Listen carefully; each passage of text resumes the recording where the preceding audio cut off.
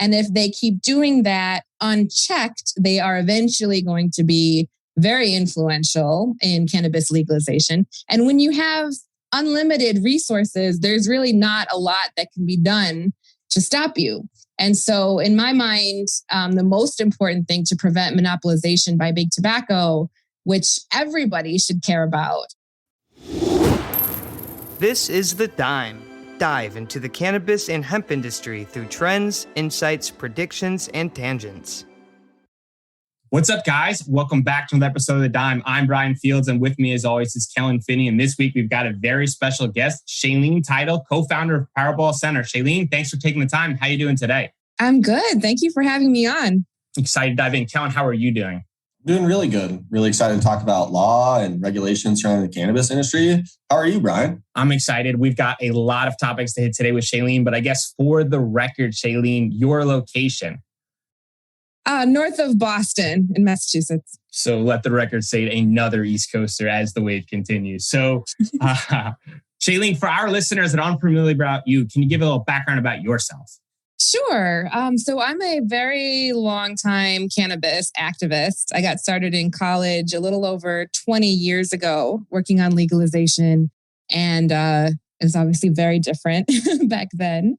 But throughout the past 20 years, I've done a lot of advocacy work. I was lucky to work on the first legalization initiative in Colorado and some failed ones before that. I was an entrepreneur starting the first recruiting firm for diversity and inclusion in cannabis in 2013. I practiced law representing small cannabis businesses. And then while I was doing that, I was invited to apply to be a regulator in Massachusetts in 2017. So I did that for 3 years.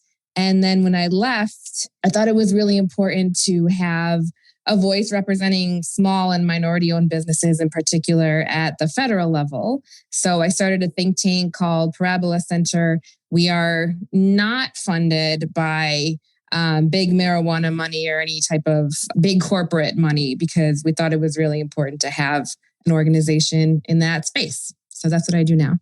I'm glad you brought that. I know that's always a big sticking point, and then announcing that is really critical so that people are aware. But I want to start kind of earlier on in your career. Was cannabis a big part of your life? Like, how did you migrate into the space? Was it something you always thought you would enter into?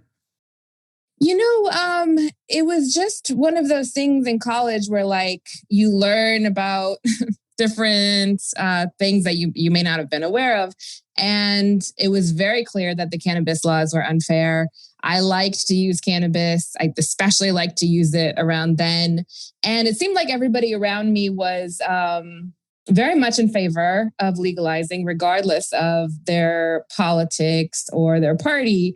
And so this has been kind of a recurring theme in my career. It just kind of felt like everybody was saying, wow, somebody should do something about this. So I thought, okay, why don't I? And that's kind of how I got started. Did cannabis have any influence on you deciding to go to law school? Or was it kind of like you went to law school and you still were just noticing these cannabis laws were unfair and then you just kind of merged the two interests? Oh, 100%. That was the reason why I went to law school. I was really involved as a student. Yeah. Around that time, Students for Sensible Drug Policy was a pretty influential organization. It still is. And so there were students that were passing medical cannabis laws really as the leaders. They were writing them. They were organizing patients. And so I got to see that and be involved in it. And it was a really cool way to understand that young people can make change, on their own. You don't really need anything else except a lot of motivated people. What was the Illinois medical market like back in the day when you first got involved in the industry? So I was a part of Illinois NORML, and my very first time lobbying was in Illinois. And that was the time when I would say legislators were not really ready to hear it. But we were seeing at that time, this was the early 2000s, we were seeing ballot initiatives passing in other places. I remember Rhode Island really specifically. But Illinois ended up being the first state, of course, to pass by legislation rather than by ballot initiative. And that happened about 10 years after I started, which has been another recurring theme in my career, is planting seeds and then seeing them pay off several years later. Yeah, that's the best way. I love that you said that they weren't ready to hear it. So I guess my follow-up question is, are they ready to hear it now? Oh, more than ready. I mean, I think the Illinois legislators have done a great job, in the circumstances, being the first to do it. They have gone back and tweaked the law several times. And I think in general, legislators are very open to hearing about cannabis right now and very interested in hearing about it from a social justice perspective in particular. Yeah, I'm glad you brought that up. So let's stay with Parabola Center and the value it brings. I know you said it's not funded by big cannabis business. Who is the intention of the organization for, and who does it help? So it's a nonprofit 501c organization, and it is intended to help the population that really every cannabis policy organization says it wants to help, which is what I would describe as historically excluded communities. So certainly small businesses, certainly minority owned, those that are owned by communities that have been disproportionately harmed by prohibition, farmers, veterans, and then women and people who have otherwise been excluded as entrepreneurs. And the reason I mention all of these groups is because I think that they are very much, their needs are often very much in contrast to what big companies need. Not always, but often. And so when you have organizations that are funded by big corporations, they're not able to take those bold, transformative positions that an organization like Parabola Center can. Can you describe some of those positions that your team takes in order to advocate on behalf of your clients? Yeah, so they're not our clients because we're technically a charity. But as a think tank, I would give you one short-term and one long-term example. So the short-term example is the Safe Banking Act. We've done a lot of work to try to make sure that if the Safe Banking Act is going to pass, that it has strong provisions that will make sure that these historically excluded businesses are actually able to get banking if they're not able to now, or at least to send us in that direction. So we've done a lot of specific work on that. And then long term, we're very interested in anti-monopoly work. In other words, we don't want to see the cannabis industry become like so many others where 3 to 5 companies control, the vast majority of the market and treat their workers badly, treat their consumers badly, and kind of, do whatever they want because they have a monopoly or an oligopoly. So we've done a lot of work on federal legislation that would avoid that result. Is there a way that safe banking can be drafted so that it helps prevent monopolies? Ooh, that's an interesting question. I think the Safe Banking Act is very narrow. And so I don't think that we could prevent monopolies per se, but we could certainly amend it so that it's helping small businesses at least as much as it's helping big businesses. And I think that's what the amendments that we've put forth would do. And I'll just suggest, if people want to see more specifics, the Cannabis Regulators of Color Coalition, which I'm a founding member of, just put out a panel and a paper going through the specific amendments. And Parabola Center provided legal and technical assistance on the paper. That's the kind of thing that we can do. Because we're not going to know about every single subject, right? Like, I'm not a banking expert. But what we can do is help as a think tank to make sure that there's someone there who's not a big company lobbyist that's actually representing what the people want on a given situation, and then do the legal research, do the model bill drafting, and try and make sure, most importantly, that the public has access to those tools and can advocate for them as well.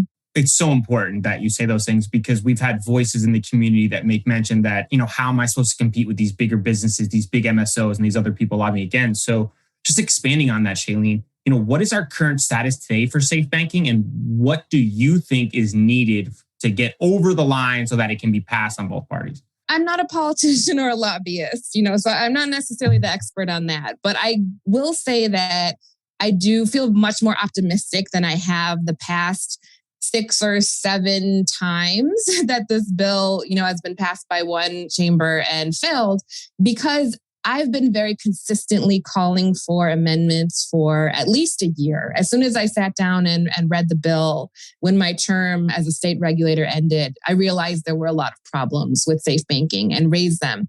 And to quote myself, people weren't ready to hear it at that time. But this year, I think there's just been a change among both the public and legislators and their staff, where they really want to get this done. And they want to make this a bill that is equitable, and where the talking points about the bill, right, that it would improve access to banking and financial services for small businesses, improve public safety, to make the bill actually do that. And so there have been very robust conversations about amendments. I do think there's openness to amend the bill. And a lot of people ask me when they look at our amendments, what about Republicans? I don't think that Republicans are going to stop this bill from passing just because it has some provisions in it that are going to benefit small businesses. I think that if Republicans support the Safe Banking Act, they're going to continue to support it with equitable amendments as well. The most important thing right now in my mind is, if you are part of these populations that are supposedly the beneficiaries of this bill, that you should be paying attention and looking at the amendments, and certainly talking to your representatives in Congress about it. Shaleen, do you think you could elaborate for some of our listeners on why safe banking is going to provide kind of a more level playing field for small businesses versus the larger entities? Well, to be clear, as written, I don't think it would do that. I totally oppose safe banking in its current form, because to put it succinctly, it gives banks a safe harbor and then leaves it completely up to banks who they're going to work with and how. And the banking and financial services industry does not have a reputation or data showing that it has been equitable or fair. That has to be done through regulation. And so that's why we have these amendments. Yeah, asking them to go against their norm would seem to be kind of counterintuitive to helping all, right? If we say this is supposed to help someone, then we should actually make sure that it does help them. Exactly. So let's continue on with social equity. Who is building, from a statewide perspective, who is building a social equity program the right way, and who do you think needs to improve? Everybody needs to improve, myself included. I think New York is going to do a good job. On paper, it's a very good program that has really taken into account what we have done wrong in other states. So Massachusetts was the first state to have a statewide social equity program. And I wrote a whole paper on how I recommend incorporating social equity into legalization based on our experience. But I would say the biggest lesson is that we tried to build a social equity program, get it off the ground, and do outreach at the same time that we let the bigger companies just start immediately, because we wanted to be fair and we wanted to be quick.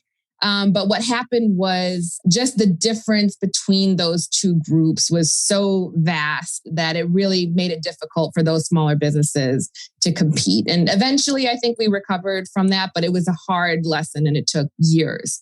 And so I think that whereas many other states have just kind of copy and pasted that same model, and a lot of bills that are being funded by larger organizations would even do worse than what I've described in Massachusetts.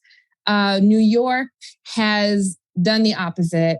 They really have focused on not only making sure that small businesses have the resources that they need, but that they will be the ones to go first. Now, again, this is all on paper. So once we see what plays out on the ground, it could go completely differently. But I'm very optimistic about it. Historically speaking, what has been the biggest challenge from taking the idea on paper in theory and actually implementing it on the streets? The timing is a huge one, right? So making sure that you are as much crap as regulators get for taking time, that they're taking their time and making sure that they're not letting the market get dominated in the meantime. And then also, you have to do a lot to gain some trust, right? Because if you go into a community that has been disproportionately harmed by prohibition, and you're like, hey, I'm the government. I know you've been completely oppressed by us in the past, and you have a conviction, and it's ruined your life and your parents' lives and your kids' life, but now we want to help. They're not immediately going to be excited by that, right? It's different. It's different. Right. Exactly. Trust me, right? So I think it takes a lot of investment. It takes a lot of coalition building, a lot of outreach. And that's something that regulators have to take very seriously and, again, invest in. Start with a system that is fair and open competition to begin with, then move to add in benefits of social equity. Is this order critical to success of a market? That is a question of someone that has done their homework. Yes, that is absolutely the most critical part. And again, that's what I learned in Massachusetts, right? If I could go back and do it again, I would think a lot more about order of operations. Why is it so critical? Well, because it's a lot of people say that social equity programs set people up to fail. And someone who works on these programs, like, that's really painful to hear.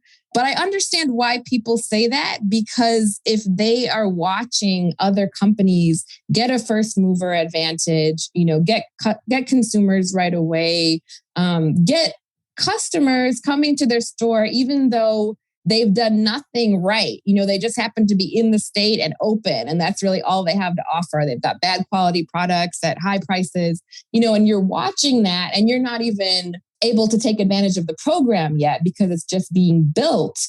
I can understand why you would feel like it's setting you up to fail. So that's something for us to learn from. I've seen that in Massachusetts, cannabis delivery companies need 2 drivers. Why do they need two people in the car? Yeah, they don't. The answer to that is they don't. I had a really tough time as a regulator. If you go back and watch the meetings, you will see my blood pressure going up and my veins pumping out of my head, because there's some really ridiculous regulations. The worst one is actually that delivery operators actually need to wear a body camera when they make the delivery. Which is such an invasion of privacy in my mind. But the reason that we have all of these regulations is because we had to make votes as a commission. And in order to get the majority of votes, we had to have these regulations that would, assuage the concerns of people who are focused on public health and public safety. But the good news is, I think the plan all along was that we could start with very strict regulations, see how it works. If there's no incidents, change them. It's built that way. The regulators have terms. All 5 of the original commissioners have now left. I was the only one who made it to the end of my term, in fact. And so you have now new commissioners who can talk to the businesses that are operating, understand their point of view, look at the data, and then decide if they want to change regulations like this.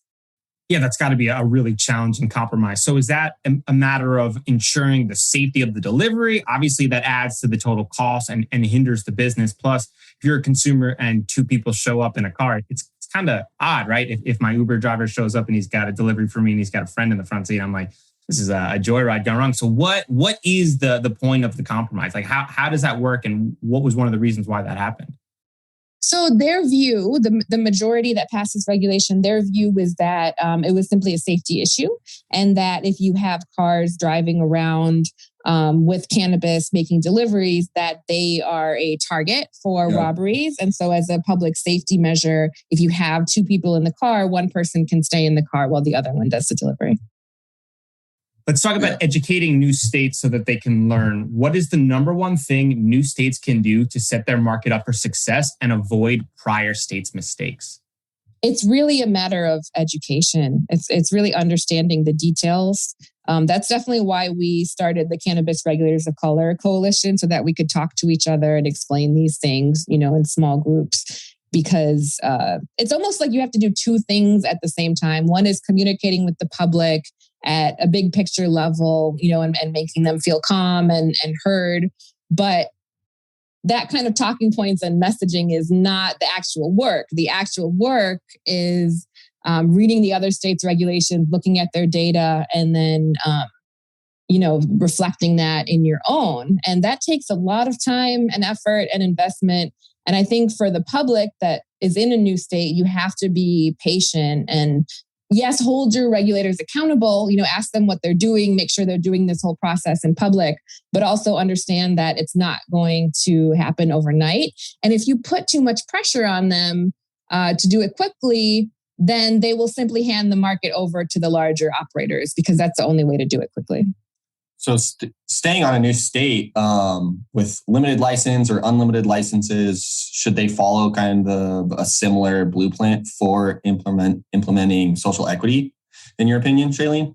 I'm not a fan of limited licensing systems or lotteries. I don't think that they're fair. I think they just create this like golden ticket system that's not good for anyone. And so instead, what I recommend is have no limit on licenses in a state or a jurisdiction, but make sure that one entity or person can only hold so much of the market or only hold a certain number of licenses. That way you open up the market to more people, more small businesses, and make sure that if someone has the resources to get started early, they can. But once they have, for example, in Massachusetts, 3 retail stores, they're done. Then you stop and you let other people get into the market. I think that's so critical because we've had other conversations with larger companies and they discuss that transitioning into newer states that they would only enter in certain parts of the vertical because they knew if they came in retail first, they'd be kind of tapped out in certain areas. And I thought that was so telling from a strategic standpoint of the fact that if you control too much of the market, how much you can dominate in a limited license state. Exactly. That's why we see so much lobbying for limited licenses. Big tobacco and alcohol companies are making significant investments into cannabis, and even large conglomerates are openly expressing interest into the industry. Left unchecked, the scramble for market share threatens to undermine public health and safety and undo bold state-level efforts to build an equitable cannabis marketplace. Why do you think, left unchecked, that this could happen? Were you quoting me there? I was quoting you there. I was like, yes, what a great question. And then realized you were quoting me. Okay. Why do I think that left unchecked, this is a problem? Yeah. Because I think that we are set up to create a monopoly unless we put specific guardrails in place to prevent a monopoly from happening. I mean, that sounds easier said than done, right? I mean, I can't imagine with all the shell structures that is currently set up that preventing a monopoly isn't easily done. So what are steps that we can do today in order to prevent, let's say 5 to 10 years from now, companies not having too much of a market share?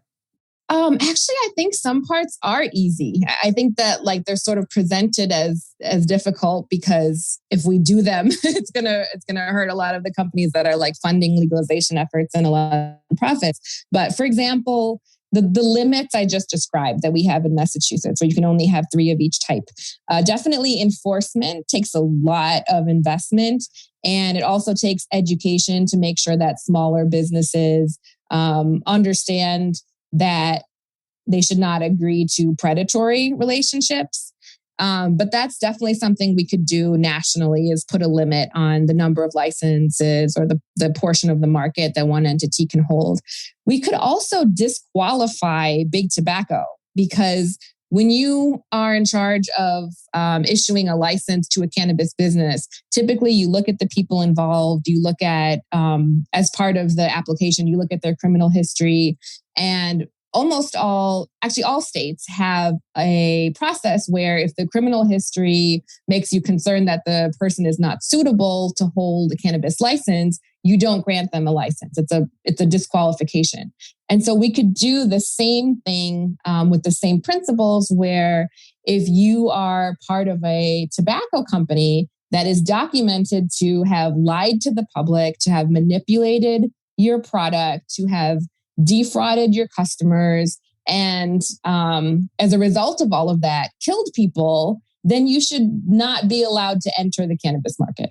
Sounds good in theory, right? Yeah, I was trying to think like how, like, is that something you think we can actually get forward and accomplish? And I guess the second question, if proposed, do you think that's something that could be accepted? Not only do I think that's something that we could do and that would be accepted, I think it's the only way that we're going to prevent domination by big tobacco, because they are certainly openly making their moves now. I don't think that they are very influential in the political process, but so they are funding cannabis events, they're sponsoring activist events, they are hiring influential cannabis activists and leaders. And if they keep doing that unchecked, they are eventually going to be very influential in cannabis legalization. And when you have unlimited resources, there's really not a lot that can be done to stop you. And so in my mind, the most important thing to prevent monopolization by big tobacco, which everybody should care about. If you're a business that wants to work with other cannabis businesses, you don't want to see a monopoly. If you're a big cannabis business now, you will be dwarfed by big tobacco. There's a lot of different people who should care about this. We should not legitimize big tobacco's participation in the industry. And we have to take that hard line now. And I say that again as somebody who has been doing this for 20 years and can often see what's coming down the line a few years ahead. I'm saying from that point of view that this is the most important thing to be paying attention to right now. What do we do with the companies that are already backed by big tobacco? Are they grandfathered in? How does that work? Like Kronos is sitting on $1 billion of tobacco money right now and just in cash, waiting to deploy it from a federal perspective. Is it something where now they're not allowed to have licenses? I mean, I know they've already acquired brands that are operating in the U.S. market. So it just becomes challenging, Shaleen, like how do we prevent them from being involved when they're already kind of got their fingers in it? You know what I mean? Right. Well, I think that the investment so far is very small from what it would be if we don't take these measures down the line. And so that's why we have to start now, because federal legalization isn't going to happen, certainly this session. And I don't see it happening in the short term at all. And so it will take many years to design that system. It will take a lot of unraveling of relationships. But again, this isn't new. Marijuana regulation is new, but antitrust laws and anti-monopoly laws are not new. For the everyday average consumer who operates in the industry, what can they look out for to see the signs of big tobacco making their way into cannabis? Is it the large investments like Kellen spoke about, or are there more under the radar techniques that they may be used that you can provide an example on that you've seen in the past that could be an early indicator that this is happening sooner rather than later? That's a great question. Well, they're very good at hiding their steps. And so I think most people don't even know about the big tobacco front organizations right now. I would say three things. So one, if you're a consumer, just pay attention to what you're buying and where it's coming from. That's just a really good practice in general, and it's going to become more important in the coming years. Don't rely on advertising to educate you. Second, definitely follow Parabola Center. I think we're the only organization that's kind of got a watchdog role at the moment on those activities. And then third, if you call your federal representatives, they are going to care about this issue. I actually have a lot of legislators that I've talked to that couldn't care less about cannabis, definitely didn't care about social justice. But then when I started talking about big tobacco, they were like, oh, Juul, big tobacco, Altria, what are they doing? And they really cared because for some reason, I know why. The reason is that they've done all of this harm to legislators' constituents already. They care. And so that would be the third thing, is just contact your legislator directly and tell them that you're worried about big tobacco taking over cannabis. They probably haven't heard that before. They're probably only hearing kind of the same story from cannabis businesses who can afford lobbyists. And so if they hear that for the first time from their constituents, it's going to make a big impact. What is one rule or regulation you wish all states would adopt universally? I would like to hear your thoughts on that as well. Well, the first one is just the limits on licenses, but I won't belabor the point on that. I think universal labeling would be great. I think it's kind of silly that we have so many different label requirements, and I think a lot of them are not in line with best public health practices in terms of what consumers should be seeing. I think the Massachusetts labels, for example, really go overboard. They're too long. The font is too small. You can't find the information you're looking for. And so if we really had public health input into one good label and it was consistent from state to state, that would do a lot of good for consumers, I think. Yeah, I mean, that would make a massive difference, right? It turns out if you go from New York to California, you shouldn't have to be like, I don't know what any of this information is. Kellen, what do you think? Potency caps on flower. I think that the conversation is focused on potency right now when consumers make purchasing decisions. And I don't think that's the right metric to be making purchasing decisions. I mean, you go by edibles, right? You get 10 edibles. All the edibles are fixed concentrations in each one. It's dosed out. They figured it out with edibles. But in flower, I can go buy a gram of flower that tests at 30% or a gram of flour that tests at 15%.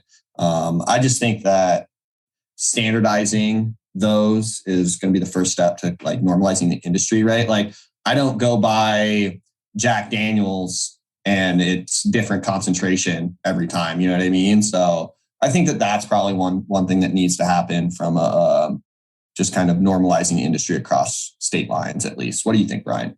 I think limited licenses, Shaleen, I think we could keep killing this because it's ridiculous, right? This is the Willy Wonka golden ticket style where like, if you've got one of the assets inside, I mean, it is invaluable to opening up early in the market. I'm going to take the other side real quick on this whole limited license conversation. Because I've operated in the unlimited license standpoint and it's an absolute nightmare, right? I worked in Washington and every company and their mother gets a license. And you go into a store and it's 7,000 different brands.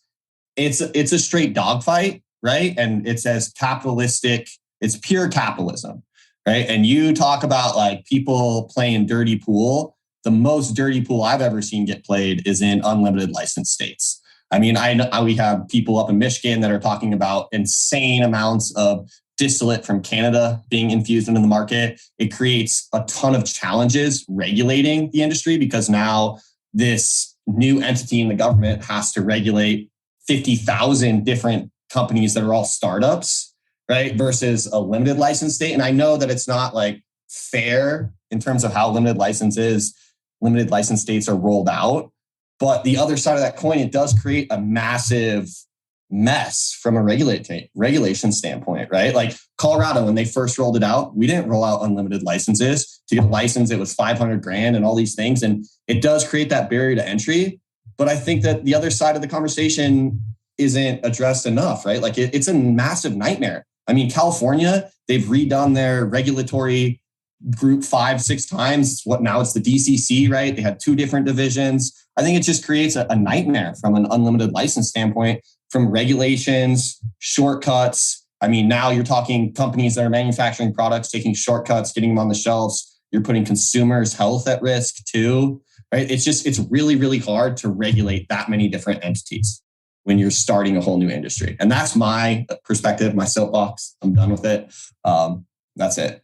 That's yours, Shaleen, if you want it. Yeah, I want to hear it. Yeah. I love talking to people who have been in Washington because that's such an interesting experience that's so different from Massachusetts. And you have no out of state investment, right? And you have no vertical integration in Washington. Is that right? You can be vertical up into owning a retail license. So you can't own retail, but you can own the supply chain all the way up. And I mean, you may not legally be able to with one person, but then it creates all of these like loopholes and like DBAs and shell companies where like you have this massive conglomerate of 20 different companies that are all shell company on shell company. And this company owns a cultivation license and this one owns a cultivation license and they just happen to be on the same property, but they're different companies. So like it just forces these entities into playing these crazy, crazy complex games. Yeah, we have a wealth of information there that we should be using when it comes to crafting a federal framework. And I talk to small businesses in Washington, and they tell me that exact story. And it's really helpful because, in Massachusetts, like we don't have very many small operators at all. And in the real limited license states, like they couldn't even be there at all. And here we have a few, but they started late.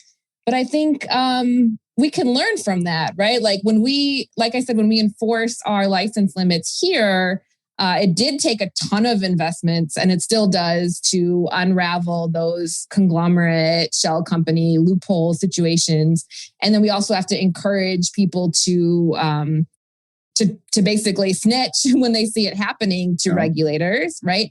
And I think that is helpful because now we can see both of those models and then have a chance to actually craft something at the federal level that takes real life experience into account. It's pretty beautiful that we were able to create all these different petri dishes from an experiment standpoint, at least socially, right? Absolutely. Yeah. And that's what frustrates me. That's why I started a think tank, because when I look at the federal bills right now, they don't take the state experiences into account. Like that work just hasn't been done. We have time to do it, but we better get started now. They're like states are doing this. We had no idea. We'll do our own thing. Right, let's do a quick rapid fire. Shaleen. Wait, can I talk about the potency caps real quick? Yeah, go for it. Please. I just wanted to say I really agree with you. And I think that that's actually pretty brave in my mind to say. I think that's a pretty controversial position to say that we need potency caps. Yeah, totally. I did a talk at a guest lecture at Stanford like 2 weeks ago, and I had never gotten into an argument with the student before, but I said I agree with potency caps for very much the same reason. And the student just like freaked out at me because people really think that once you start talking about potency caps, that, it's the like prohibition 2.0 coming in, but that's really not the case. If we're going to regulate this, we have to regulate it well. So I admire you for saying that. I think it was brave. Yeah. I mean, I've drinking moonshine before, and I don't think I'll ever do it again. It's not fun. It's a personal choice there, bud. Oh, you've been sipping on your moonshine a lot? All right, I'm moving into the rapid fire. I'm excited. Shaleen, true or false, states should allow medical operators to switch to recreational? False. Under the radar state you think where the market will be bigger than most believe? North Carolina. True or false, a successful cannabis market is one that is opened as fast as possible? False. Legalizing cannabis federally will solve industry's current problems of inequality access? Ooh, false. True or false, all states should allow some version of home grow? True. Better chance of happening first, Michigan beating Ohio State in football or some form of banking being passed in cannabis? Banking. Which outside industry titan do you think is poised to be a major threat in cannabis? Outside industry titan? Yeah. Can you make that multiple choice? Can be a big tobacco company, a big alcohol company, a big tech company. Who do you think that is not currently operating in cannabis are you most fearful of can come in and dominate cannabis? None of them. We're going to hold them all off with anti-monopoly laws. I love it. What is one factor statistic that would shock people working in the cannabis industry? The regulators don't know anything about cannabis typically. Like they come into the job, they don't know what a tincture is. They don't know what any of the products are, and they're just learning it on the fly. You accomplished a Myself ton. excluded, sorry. There's so much going on. You accomplished a ton at the Cannabis Control Commission in Massachusetts. What single item are you most proud of, and what do you wish you would have changed? I'm most proud of the way that those limits were enforced. I really think that some companies came into Massachusetts ready to dominate the market and just left because it wasn't worth it for them. And I'm also proud of the activist community in Massachusetts that was very influential in the way that laws got passed and they pressured certain companies to drop lawsuits. We don't have the social equity lawsuit problem that other states have because our activist community was so informed and engaged and organized. What I wish we would have done differently is just taken more time. There was a lot of I would go as far as to call it abuse from the public, when like it was starting to be a year that had passed and they were like, get the retail stores open, do whatever you have to do. And like really just being hard to ignore, I guess. But I wish that we would have ignored them and just built the program that most of the voters wanted to see, no matter how long it took, because here we are 5 years later, nobody would have noticed, nobody would remember now, if it took an additional year and we had a ton of small businesses and social consumption and just something that really respected the dignity of cannabis consumers. I wish we would have taken our time and done that. Before I was researching you, I was very upset that New York has taken so long. And after kind of reading some of the information you've put out, I've slightly had a different approach and feel a little more comfortable that we are taking our time and hope that we actually get it right versus just rushing through and getting started. So I thank you for that. That's great to hear. 20 years from now, we will look back and say, that was barbaric. I can't believe we did that in cannabis. What is that? Fired people for using cannabis. Barbaric. Since you've been in the cannabis industry, what has been the biggest misconception? That all cannabis users are the same and that they're all heavy users. Before we do predictions, we ask all of our guests, if you could sum up your experience in the cannabinoid space in a main takeaway or lesson learned to pass on to the next generation, what would it be? We have the power. And don't look at other industries or lobbyists or subjects and try to learn from them, because we are very much our own movement. We've been very successful just listening to the people, and we got to keep doing that. All right, prediction time. Kellen, are you with us? Oh, I'm here. Oh, beautiful. All right. You came in time for the prediction. All right. Shaleen, I know, thank goodness. Some in the traditional market have expressed they don't receive opportunities to contribute. What can the traditional market do to make itself better heard by policymakers? So I would say the same advice for anybody that wants to be heard by policymakers, which is create a platform for yourself so that they have to take you seriously. And that's not hard. That's just getting a lot of very organized and engaged people together who care about something, making sure you're all speaking in the most unified voice as possible, and then talk to the press, get on social media, and then talk to the regulators with specifics. The 2 or 3 points that you want. Don't be abusive to the regulators. Just be nice, be honest, be authentic, and ask for those 2 or 3 things. That'll get you heard. I agree, Shaleen, with what you're saying, and I would take it one step further. I would say that the people who want their voices to be heard need to show their face. I think one of the biggest things that I've heard from some of them is that they're fearful of coming forward and expressing their interest because they're fearful of repercussions for their previous history operating in the space. And I would say that it's really hard to take guidance from someone, even if they are the most informed on the decision, from a person who has, let's say, a Twitter egg as their profile photo. I think, revealing yourself and coming forward and standing behind what you've done as an individual in the space, I think you need to have a face to the name. And I think that provides credibility. So I would say feeling more comfortable kind of rising to the forefront and operating above ground and allowing, people to see what you have accomplished, which means maybe being vulnerable, but also more importantly, being more transparent. I think that's right. Yeah, there's definitely special considerations if you're in the legacy market, and I'm not going to tell someone if you are uncomfortable making yourself visible, that's not valid. But as far as how to be the most effective, typically, yes, the more transparent you are and the more you use your real name and you're authentic, the more effective you're going to be in policy change. Yeah, I can't imagine taking information from cannabis user 725. It's like, all right, well, how will I reach you, cannabis user 725? I can't imagine that's the most helpful. Kellen, are you here to weigh in? I am here. Do you hear me? Yeah. You want to go for it? Yeah, I was going to say, I just agree with what Shaleen was saying as far as being heard. And I think the thing that the strategy that sticks out in my mind as far as getting more attention is the same strategy that was implemented like with the civil rights movement. I think a lot of people are very angry with how the industry has been treated by regulators over the last 100 years. but I don't think like responding in an aggressive manner is the right way to approach it. I think it's like we just got to continue to take baby steps and kind of play the nice guy card until it works, if you will, you know?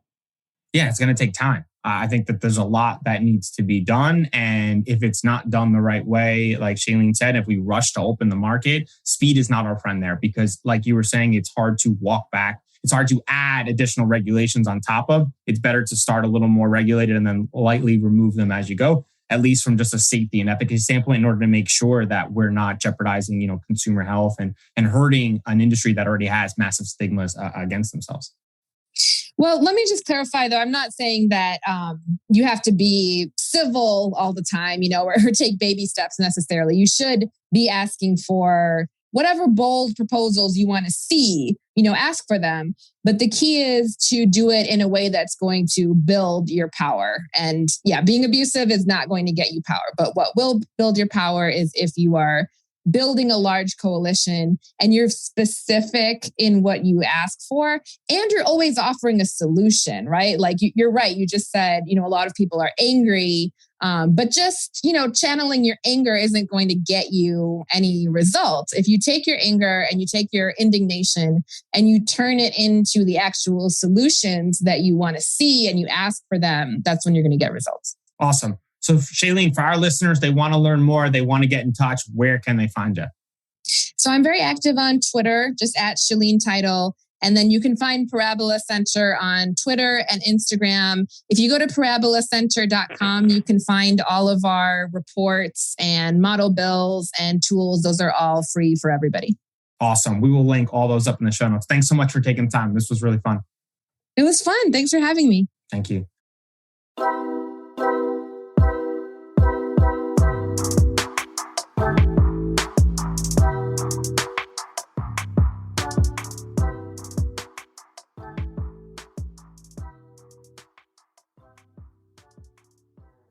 I'm Joyce Gerber, the creator and host of the award-winning podcast, The Canna Mom Show.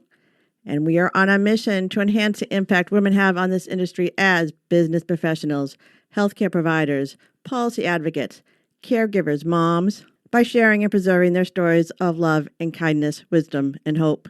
I am so grateful to have found my tribe of Canna podcasters right here on PodConX, and look forward to our work of crushing the stigma around cannabis and caregivers and building this new industry together.